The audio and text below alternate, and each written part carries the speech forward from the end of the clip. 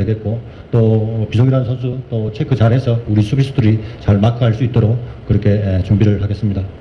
일단 뭐 어느 팀에 올라오든 Tepat pagi ini, langsung trending di ASEAN. Begini komentar gila pelatih Vietnam Kim Sang-sik jelang laga perdana Timnas Indonesia.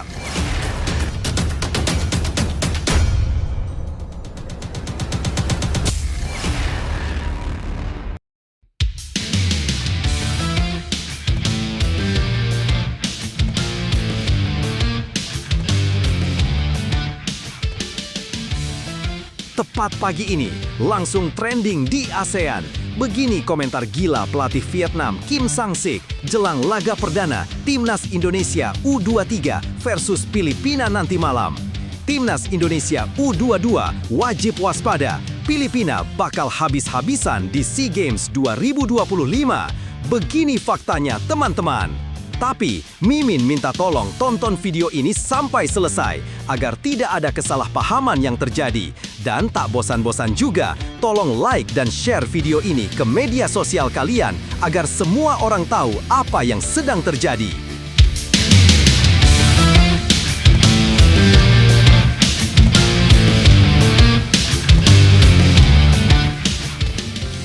Sebelumnya diberitakan, Timnas Indonesia U22 harus siap dikejutkan lawan pertama mereka di SEA Games 2025. Sebelumnya diberitakan, Filipina datang dengan ambisi besar di SEA Games 2025. Bahkan Presiden Federasi Sepak Bola Filipina, Anthony Gutierrez, menegaskan bahwa tim U22 mereka kini jauh lebih kuat. Laga perdana Indonesia di grup C pun tak akan mudah. Berikut ini 3 faktanya. 1. Filipina jadi ujian pembuka. Lawan pertama yang datang dengan percaya diri tinggi. Timnas Filipina U22 tergabung bersama Indonesia dan Myanmar di grup C. Turnamen sepak bola SEA Games 2025 digelar di Bangkok dan Chiang Mai pada 3-18 Desember dan Filipina menjadikan laga ini sebagai momentum pembuktian. Gutierrez secara terbuka mengatakan bahwa skuad muda negaranya kini berada pada level yang berbeda dibanding turnamen sebelumnya. PPF optimistis The Azkals bisa menciptakan kejutan. Mereka datang bukan sekedar pelengkap, tetapi dengan misi membuka kampanye SEA Games dengan kemenangan besar. Gutierrez bahkan menegaskan keyakinannya lewat pernyataan di situs resmi PPF mengatakan mereka memiliki skuad jauh lebih kuat dibanding tim yang tampil di kualifikasi Piala Asia U23. Narasi ini saja sudah memberi sinyal bahwa Filipina tak ingin lagi menjadi bulan-bulanan di fase grup. 2. Alarm serius untuk Indonesia. Filipina turun dengan kekuatan penuh dan pelatih Spanyol. Dari pernyataan Gutierrez terlihat jelas bahwa Filipina tidak main-main. Tim ini turun dengan skuad terbaik yang mereka miliki. Mereka kini ditangani pelatih Spanyol, Mikel Martinez Alvarez, yang membawa pendekatan taktis berbeda dan lebih modern. Kehadirannya disebut-sebut mengubah gaya bermain Filipina dalam setahun terakhir. Deretan pemain yang dibawa pun bukan nama sembarangan. Ada Sandro Reyes, Javier Mariona, Santi Rublico, Dylan de Muink, Stavros Calarampos, hingga Nico McMillan. Pada SEA Games 2023 lalu, Filipina memang kesulitan, tetapi kebangkitan mereka di Piala AFF U23 tahun ini menandai era baru.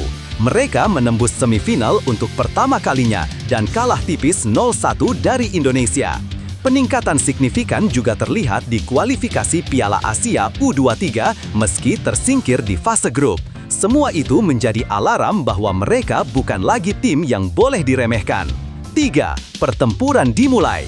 Jadwal Filipina menandai awal laga berat untuk Indonesia. Filipina memulai perjuangannya dengan menghadapi Myanmar pada 5 Desember 2025 sebelum bertemu Indonesia pada 8 Desember. 2 pertandingan itu menjadi panggung awal untuk menguji keyakinan besar yang diungkapkan Gutierrez. Mereka datang dengan ambisi memperlihatkan bahwa proyek pembinaan muda mereka sudah berada di jalur benar. Bagi Indonesia, laga ini jauh dari kata mudah. Filipina yang dulu bukan lagi Filipina yang sekarang. Mereka membawa pengalaman baru, komposisi pemain yang lebih matang, dan pelatih yang paham membangun struktur permainan. duel pada 8 Desember nanti bisa menjadi pertandingan penentu atmosfer perjalanan kedua tim di grup C.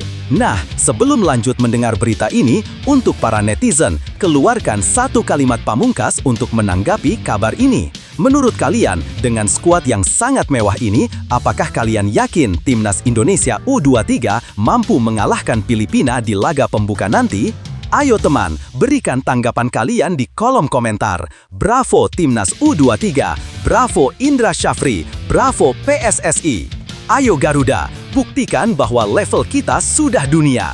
Buktikan bahwa kita adalah raksasa Asia Tenggara. Medali emas SEA Games 2025 harga mati. Di sisi lain, jangan lupa juga satu kalimat khusus untuk Erick Thohir CS yang sedang berusaha keras memajukan sepak bola Indonesia. Silahkan tulis di kolom komentar. Ayo terbang tinggi Garuda. Mari kita lanjut teman-teman. Lebih lanjut, situasi ini menunjukkan bahwa peta persaingan di level usia muda Asia Tenggara sudah berubah cukup drastis. Filipina yang dulu sering dipandang sebagai tim penggembira, kini mulai memperlihatkan arah pembinaan yang jauh lebih serius. Ketika Presiden Federasi mereka berani menyatakan skuad U22 sekarang jauh lebih kuat, itu bukan sekedar ucapan kosong, melainkan tanda bahwa mereka merasa memiliki fondasi yang benar untuk bersaing. Bagi Indonesia, ini bukan alasan untuk panik, tetapi menjadi pengingat bahwa dominasi tidak akan datang dengan mudah. Pengalaman mengalahkan Filipina di semifinal Piala AFF memang memberi kepercayaan diri, tetapi Filipina terlihat cepat, memperkuat komposisi pemain, dan menambah kualitas staf pelatih. Justru hal seperti inilah yang membuat laga SEA Games lebih menarik. Semua tim semakin kompetitif, dan semua kesalahan kecil bisa berdampak besar. Pertemuan Indonesia dan Filipina nanti potensial menjadi duel mental dan taktik. Indonesia harus menunjukkan bahwa level permainan mereka konsisten, sementara Filipina akan datang dengan determinasi tinggi untuk membuktikan ucapan Gutierrez. Ini bukan hanya laga pembuka, tetapi juga laga yang bisa membentuk arah perjalanan kedua tim di grup C. Setiap tantangan besar selalu datang dengan peluang yang sama besarnya. Pertemuan melawan Filipina di SEA Games 2025 bukan alasan untuk ragu, tetapi justru momen untuk menunjukkan kualitas, karakter, dan keberanian yang selama ini dibangun oleh Timnas Indonesia U22. Ketika lawan datang dengan ambisi, Indonesia harus datang dengan keyakinan. Keyakinan bahwa kerja keras tidak pernah mengkhianati hasil. Keyakinan bahwa pengalaman, disiplin, dan semangat juang Garuda akan selalu membuat perbedaan di lapangan. Laga sulit bukan untuk ditakuti, tetapi untuk ditaklukkan. Dan ingat, tekanan hanyalah tanda bahwa Anda sedang berada pada panggung yang penting. Jadikan setiap sorokan, setiap kritik, dan setiap keraguan sebagai bahan bakar untuk tampil lebih kuat. Tidak ada alasan untuk mundur, karena setiap pertandingan adalah kesempatan baru untuk membuktikan siapa yang paling siap. Terus melangkah dengan kepala tegak, Garuda selalu terbang lebih tinggi ketika badai datang. Fix, kandidat pelatih Timnas Indonesia mengerucut jadi 2 nama. Sumarji, proses wawancara sudah selesai. Pelatih baru Timnas tinggal 2, siapa yang dipilih? Sebelumnya diberitakan. BTN PSSI resmi mempersempit pencarian pelatih Timnas Indonesia. Dari 5 nama yang diwawancarai di Eropa, kini hanya tersisa 2 kandidat terkuat. Proses wawancara pun dikonfirmasi telah selesai. Berikut ini 3 faktanya. 1. 2 nama teratas sudah dipilih. Tahapan wawancara yang dilakukan tim teknis PSSI di Eropa akhirnya menelurkan 2 nama paling sesuai untuk menangani Garuda. Meski identitasnya masih dirahasiakan, proses ini disebut menjadi langkah final sebelum rapat Komite Eksekutif PSSI digelar akhir pekan ini. Ketua BTN PSSI Sumarji menegaskan bahwa seluruh calon sebelumnya telah menjalani sesi wawancara mendalam. Alexander Zwir selaku Direktur Teknis bersama 2 anggota Exco, Muhammad dan Endri Erawan menjadi pihak yang melakukan penilaian. Beberapa calon pelatih sudah diinterview oleh Alexander Zwirs dan Pak Muhammad serta Endri Erawan. Nanti setelah bertiga itu kembali ke Indonesia, baru kami akan gelar rapat Exco PSSI. Dalam rapat itu, ranking dari 5 kandidat ditentukan dan 2 nama teratas akan dibahas lebih lanjut. Proses ini disebut sebagai tahap pertimbangan terakhir sebelum keputusan besar diumumkan. 2. Lanjutan evaluasi usai berakhirnya era Patrick Kluivert. Penyempitan kandidat ini tak bisa dilepaskan dari evaluasi besar setelah pemutusan kontrak Patrick Kluivert pada 16 Oktober 2025. Kegagalan lolos ke Piala Dunia 2026 memaksa PSSI memulai kembali perencanaan jangka panjang.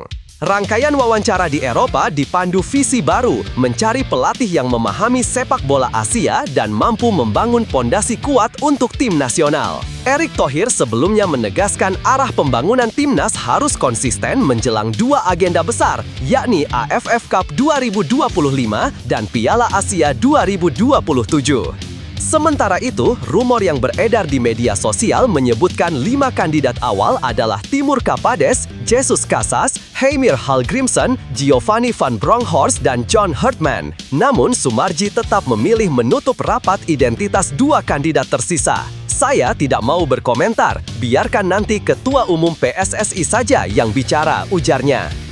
3. Pengumuman sebelum 10 Desember 2025. Proses akhir perekrutan ini bergerak cepat. Exco PSSI sudah menjadwalkan rapat pada akhir pekan dengan target keputusan final diumumkan sebelum 10 Desember 2025. Kalangan analis sepak bola turut memberi peringatan, pemilihan pelatih tak boleh gegabah dan harus mempertimbangkan kecocokan dengan kultur sepak bola Indonesia. Mereka mengingatkan kegagalan masa lalu ketika pergantian pelatih dilakukan di tengah kualifikasi dan mengganggu stabilitas tim. Sejauh ini, PSSI belum mengonfirmasi siapa 2 nama terakhir. Yang jelas, publik sepak bola Indonesia kini tinggal menunggu keputusan final yang bisa menentukan arah Garuda dalam beberapa tahun ke depan. Lebih lanjut, situasi ini menunjukkan bahwa proses pemilihan pelatih timnas Indonesia akhirnya masuk ke fase paling menentukan. Langkah mengerucutkan kandidat menjadi 2 nama menandakan bahwa PSSI mulai lebih terarah dan tidak ingin mengulang kesalahan masa lalu ketika keputusan diambil tergesa-gesa tanpa fondasi evaluasi yang kuat. Transparansi memang masih minim karena identitas 2 kandidat belum dibuka, tapi itu juga bisa dipahami sebagai upaya menjaga proses tetap kondusif sampai keputusan final benar-benar matang. Namun, publik wajar berharap PSSI tidak hanya memilih sosok yang populer atau berprestasi di luar negeri, tapi yang benar-benar cocok dengan kultur sepak bola Indonesia. Pelatih yang dipilih harus mampu membangun struktur, bukan sekedar mengejar hasil instan. PSSI juga perlu memastikan komunikasi dan rencana jangka panjang jelas sejak awal agar siapapun yang datang bisa bekerja tanpa tekanan inkonsisten seperti yang terjadi di era sebelumnya. Keputusan sebelum 10 Desember akan menjadi titik penting yang menentukan arah Garuda beberapa tahun ke depan. Semoga proses yang digembar-gemborkan sebagai profesional ini benar-benar membuahkan pelatih yang mampu membangun tim, bukan sekedar menjadi bagian dari siklus pergantian tanpa ujung. Situasi ini justru bisa menjadi momentum untuk berharap dan percaya bahwa timnas Indonesia sedang bergerak menuju arah yang lebih baik. Setiap proses besar memang membutuhkan waktu, evaluasi, dan keputusan yang matang. Kita mungkin pernah kecewa, pernah jatuh, bahkan pernah merasa jalannya terlalu berliku. Tapi justru dari proses seperti ini, fondasi kuat bisa dibangun. Percayalah, perubahan besar selalu dimulai dari langkah kecil yang konsisten. Dukungan dan optimisme dari para pendukung Garuda adalah energi yang tidak bisa digantikan. Selama semangat itu tetap hidup, timnas akan selalu punya alasan untuk bangkit lebih tinggi. Tetap yakin, tetap mendukung, dan tetap percaya bahwa masa depan Garuda bisa lebih terang. Kadang jalan menuju sukses tidak lurus, tapi setiap tikungan membawa pelajaran yang membuat tim ini semakin kuat. Indonesia tidak pernah kehabisan peluang selama kita tidak menyerah untuk terus maju. Vietnam hampir dipermalukan Laos di laga perdana SEA Games 2025. Pelatih akhirnya bongkar dalih sebenarnya. Sebelumnya, Vietnam membuka perjalanan mereka di SEA Games 2025 dengan kemenangan tipis 2-1 atas Laos di Stadion Raja Manggala. Namun, di balik 3 poin itu, pelatih Kim Sang-sik mengungkap kondisi mental pemain yang tak stabil pada laga pembuka. Berikut ini 3 faktanya. Fakta 1. Vietnam dominan tapi gagal tenang di depan gawang. Meski tampil sebagai salah satu unggulan grup B, Vietnam nyaris tak bisa mengendalikan ritme pertandingan di fase awal. Mereka menguasai bola, menekan sejak menit awal, namun selalu terbentur rapatnya pertahanan Laos. Kim Sang-sik bahkan melihat timnya seperti kehilangan karakter permainan yang biasanya agresif. Peluang demi peluang hadir, tetapi serangan Vietnam tak cukup tajam. Gol yang dinanti baru datang di menit ke-28 lewat aksi Nguyen Dinh Bach setelah serangkaian upaya yang tersendat di kotak penalti. Kim mengakui bahwa anak asuhnya tidak dalam performa terbaik, terutama karena tegang menghadapi laga pertama di turnamen besar. Dalam pengakuannya, Kim tak menutupi bahwa penyebab utama permainan kacau adalah kegugupan. Ini adalah pertandingan pertama kami di SEA Games tahun ini. Kami sedikit gugup, katanya. Meski begitu, ia tetap bersyukur timnya bisa unggul terlebih dahulu sebelum situasi berubah cepat. Fakta 2. Laos bikin kejutan. Vietnam sempat hilang kendali. Tak butuh waktu lama bagi Laos untuk membuat kejutan besar. 5 menit setelah tertinggal, Duong Phi Kampane menyamakan kedudukan menjadi 1-1 dan membuat Vietnam panik. Gol itu memukul mental The Golden Star Warriors hingga membuat mereka kehilangan struktur permainan. Kim Sang-sik bahkan mengakui bahwa ia kecewa dengan gol yang bersarang di babak pertama. Ia menyebut itu terjadi akibat kesalahan yang tidak perlu, sesuatu yang seharusnya bisa dihindari. Kami tidak bermain sesuai rencana. Saya sangat kecewa dengan gol yang kebobolan di babak pertama, ucapnya. Pada fase ini, Laos sempat tampil percaya diri dan beberapa kali mengancam balik. Vietnam harus menunggu hingga menit ke-60 untuk kembali memimpin lewat gol kedua Dinh Bach yang sempat menimbulkan perdebatan offside. Kim langsung menegaskan, iya, gol itu tidak offside. Saya yakin akan hal itu. Itulah mengapa wasit mengubah keputusannya. Fakta 3. Kim Sang-sik akui banyak kekurangan. Fokus benahi tim jelang lawan Malaysia. Meski menang, Kim tak menutupi bahwa permainan timnya belum mendekati standar ideal. Menurutnya, banyak detail teknis dan taktis yang harus segera diperbaiki. Ia menegaskan bahwa kemenangan tipis ini adalah kombinasi antara kerja keras pemain dan keberuntungan. Kim bahkan menyebut performa Vietnam belum stabil dan hal ini berbahaya jika tak segera ditangani. Kami harus fokus pada kelemahan kami dan memanfaatkan kelebihan kami untuk mempersiapkan diri dengan baik menjelang pertandingan melawan Malaysia, tuturnya. Vietnam kini berada di puncak klasemen grup B, namun mereka menyadari bahwa perjalanan masih panjang. Laga selanjutnya melawan Malaysia akan menjadi ujian sebenarnya untuk menunjukkan apakah Vietnam bisa bangkit dari start yang berantakan. Lebih lanjut, situasi yang dialami Vietnam ini menunjukkan betapa beratnya tekanan di laga pembuka turnamen besar seperti SEA Games. Dominasi permainan tidak selalu berbanding lurus dengan ketenangan, dan itu terlihat jelas ketika para pemain Vietnam justru tampil kaku serta kehilangan sentuhan saat menghadapi Laos yang bermain disiplin dan berani. Apa yang diungkapkan Kim Sang-sik juga menggambarkan bahwa Vietnam masih berada dalam fase mencari ritme terbaik.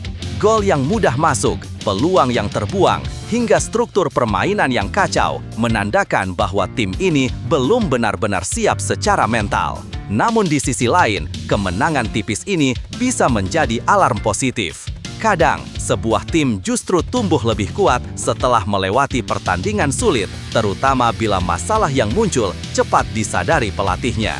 Vietnam memang belum tampil meyakinkan, tetapi mereka punya materi pemain dan pelatih dengan pengalaman. Jika mampu merapikan detail dan membangun ketenangan, mereka tetap akan menjadi lawan berat bagi Malaysia dan tim-tim lain di grup B. Ini hanya soal bagaimana mereka mengelola tekanan dan belajar dari laga yang nyaris memberikan mereka kejutan pahit. AC Milan dikabarkan berminat dengan Jay Itzes, tertarik karena masih muda dan bisa berkembang pesat. AC Milan ngebet gaet kapten timnas Indonesia sebelumnya diberitakan. Rumor besar kembali menggema di Italia ketika nama Jay Itzes tiba-tiba masuk dalam radar AC Milan. Bek asli Indonesia yang kini membela Sassuolo itu disebut sedang dipantau serius oleh raksasa Liga Italia tersebut. Kabar ini pertama kali disampaikan jurnalis Sky Sport Luca Cili. Berikut ini 3 faktanya. 3 faktanya. 1. Milan memantau Itzes secara serius. Ketertarikan AC Milan bukan sekadar rumor pinggiran. Luca Cili melalui akun pribadinya di X menulis bahwa Milan saat ini sedang mengikuti perkembangan Jay Itzes dengan minat yang besar. Ia menegaskan AC Milan sedang mengikuti dengan minat Jay Itzes bek dari Sassuolo. Meski demikian, laporan tersebut juga menegaskan bahwa hingga sekarang belum ada kontak langsung antara Milan dan Sassuolo. Namun, sumber-sumber internal menyebut perhatian klub berlogo setan merah itu sudah cukup intens, bahkan untuk ukuran pantauan awal. Milan tengah berburu bek muda dengan kemampuan bermain di beberapa skema berbeda dan Itzes disebut cocok masuk daftar. 2. Usia muda dan fleksibel bikin Milan tergoda. Jay Itzes dinilai menarik karena usianya baru 25 tahun. Cili menyebut dengan jelas saat ini belum ada kontak langsung antara kedua klub, tetapi sang pemain disukai klub karena usianya. Profil Itzes yang masih di puncak masa perkembangan membuat Milan melihatnya sebagai investasi jangka panjang. Selain usia, 2 kualitas lain yang membuat Milan terpikat adalah potensi pertumbuhan teknis dan fleksibilitas posisi. Ia mampu tampil mulus dalam pola 3 bek maupun 4 bek, termasuk mengisi berbagai peran di lini belakang. Cili kembali menegaskan potensi pertumbuhan dan fleksibilitas di pertahanan 3 bek bisa mengisi semua peran dalam skema ini. Untuk klub besar yang sering mengubah formasi berdasarkan lawan, fleksibilitas seperti ini sangat bernilai. 3. Performa stabil di Sassuolo dan perjalanan karir yang konsisten. Sejak didatangkan Sassuolo pada awal musim 2025-2026, Itzes langsung menjadi pilihan utama. Transfernya yang bernilai 8 juta euro menunjukkan keyakinan manajemen terhadap kemampuannya. Meski baru 2 musim mencicipi Serie A dimulai dari Venezia yang akhirnya terdegradasi, penampilannya tetap stabil dan membuat Sassuolo tak ragu memasangnya sebagai tulang punggung pertahanan. Kini Sassuolo berada di peringkat ke-10 klasemen sementara dan Jay menjadi salah satu pemain paling konsisten. Kontraknya yang berlangsung hingga 2029 juga memperlihatkan bahwa klub menghargai masa depan sang kapten timnas Indonesia ini. Untuk Milan, durasi kontrak panjang justru menandakan kualitas pemain yang layak diperjuangkan. Lebih lanjut, situasi ini menunjukkan betapa cepatnya perkembangan karir Jay Itzes dalam 2 musim terakhir. Dari pemain baru di Serie A, kini namanya mulai dikaitkan dengan klub sebesar AC Milan, sebuah lompatan besar yang mencerminkan konsistensi performanya.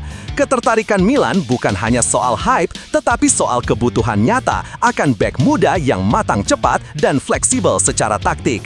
Untuk Itzes, rumor ini menandakan bahwa kerja keras dan adaptasinya di Italia mulai diperhitungkan oleh klub papan atas. Jika proses ini berlanjut, ia berpotensi naik kelas ke level kompetitif yang jauh lebih tinggi dan membuka jalan bagi pemain Indonesia lain untuk berani bermimpi serupa.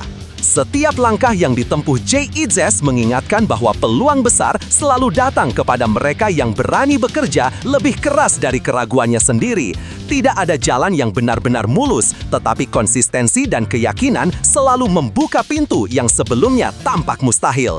Apapun hasil dari rumor besar ini, jadikan itu bukti bahwa mimpi tidak mengenal batas, asal dijalani dengan disiplin, fokus, dan keberanian. Jika satu anak bangsa bisa menembus perhatian klub elit Eropa, maka kamu punya ruang yang sama untuk tumbuh, berkembang, dan membuktikan diri. Terus melangkah, karena kesempatan besar biasanya datang pada mereka yang tidak berhenti mempersiapkan diri. Mundurnya Kamboja, ubah grup C SEA Games 2025, Sumarji, keuntungan besar untuk Timnas Indonesia U22.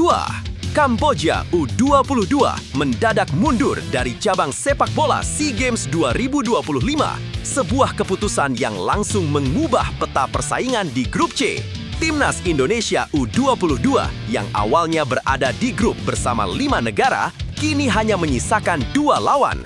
Situasi ini menghadirkan 3 faktanya. 1. Durasi istirahat lebih panjang untuk Garuda Muda. Mundurnya Kamboja membuat struktur grup C berubah drastis. Grup yang semula berisi Indonesia, Kamboja, Myanmar, Filipina, dan Singapura kini hanya dihuni Indonesia bersama Myanmar dan Filipina. Pergeseran itu ikut memindahkan Singapura ke grup A untuk menggantikan posisi Kamboja. Perubahan komposisi ini membuat Timnas Indonesia U22 tak lagi harus melakoni 3 pertandingan grup, melainkan hanya 2. Ketua BTN PSSI, Sumarji, melihat perubahan tersebut sebagai kabar baik. Ia menegaskan bahwa kondisi itu memberi ruang lebih besar bagi skuad Garuda Muda untuk menjaga kebugaran dan mempersiapkan strategi. Ia mengatakan, tentu saja ini baik untuk Indonesia dan menilai hanya menghadapi Myanmar dan Filipina memberi keuntungan waktu.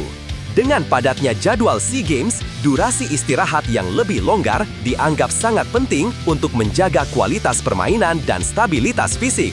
2. Keuntungan taktis dan waktu persiapan yang lebih matang. Tidak hanya soal kebugaran, perubahan jadwal juga memberi keuntungan taktis bagi tim asuhan Indra Syafri. Indonesia yang awalnya dijadwalkan menghadapi Singapura pada 5 Desember 2025, kini baru memulai perjalanan mereka pada 8 Desember 2025 melawan Filipina. Tambahan 3 hari ini menjadi ruang emas untuk mengoptimalkan latihan, mematangkan strategi, serta menyesuaikan diri dengan kondisi di Thailand.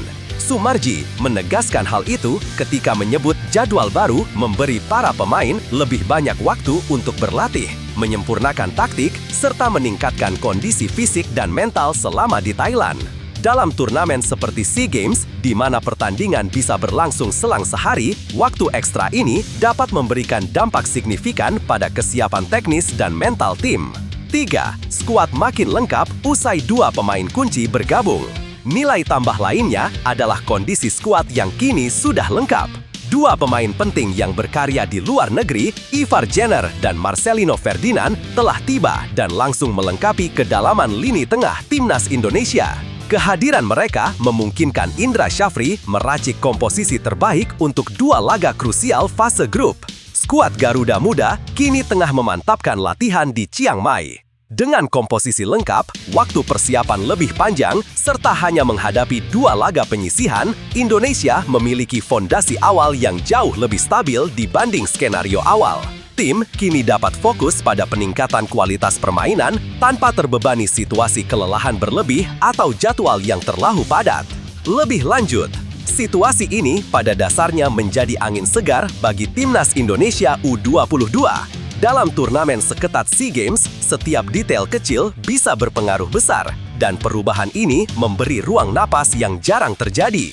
Waktu istirahat yang lebih panjang membuat pemain bisa berada dalam kondisi terbaik, bukan hanya secara fisik tetapi juga mental. Apalagi persiapan tim menuju turnamen selalu menjadi sorotan, sehingga tambahan hari latihan membuat proses pematangan taktik bisa berjalan lebih optimal. Di sisi lain, jadwal yang lebih ringan juga mengurangi risiko cedera dan kelelahan, 2 hal yang sering menjadi momok dalam fase grup. Dengan skuad yang sudah lengkap, termasuk hadirnya pemain inti dari luar negeri, Indonesia kini berada dalam posisi yang lebih menguntungkan. Namun, keunggulan ini harus direspon dengan kedisiplinan dan fokus tinggi. Lawan yang jumlahnya lebih sedikit bukan berarti lebih mudah, karena setiap pertandingan kini memegang bobot yang lebih besar dan kesalahan kecil bisa langsung berdampak pada peluang lolos. Secara keseluruhan, ini adalah kesempatan emas bagi Garuda Muda untuk menjawab ekspektasi publik. Dengan persiapan yang lebih matang dan kondisi skuad yang komplit, tim hanya perlu menjaga momentum dan memanfaatkan keuntungan jadwal ini sebaik mungkin. Indonesia berada di jalur yang tepat dan momen seperti ini tidak datang 2 kali. Dengan waktu persiapan yang lebih panjang dan skuad yang sudah lengkap, para pemain hanya perlu percaya pada proses yang sudah mereka jalani. Setiap tetes keringat dalam latihan, setiap detail taktik yang diasah, semuanya sedang membentuk mereka menjadi tim yang lebih solid dan lebih siap menghadapi tantangan. Percayalah bahwa potensi besar dalam diri mereka sudah menunggu untuk meledak di lapangan. Tekanan dan ekspektasi bukan untuk ditakuti, tapi dijadikan bahan bakar. Selama mereka bermain dengan hati, disiplin, dan keberanian, hasil baik akan mengikuti. Garuda Muda tidak hanya membawa nama tim, tetapi juga harapan jutaan orang. Dan dengan kesiapan seperti ini, mereka punya semua alasan untuk melangkah dengan kepala tegak, siap memberi bukti bukan sekedar janji. Mundurnya Kamboja, ubah grup C SEA Games 2025. Sumarji, keuntungan besar untuk Timnas Indonesia U22.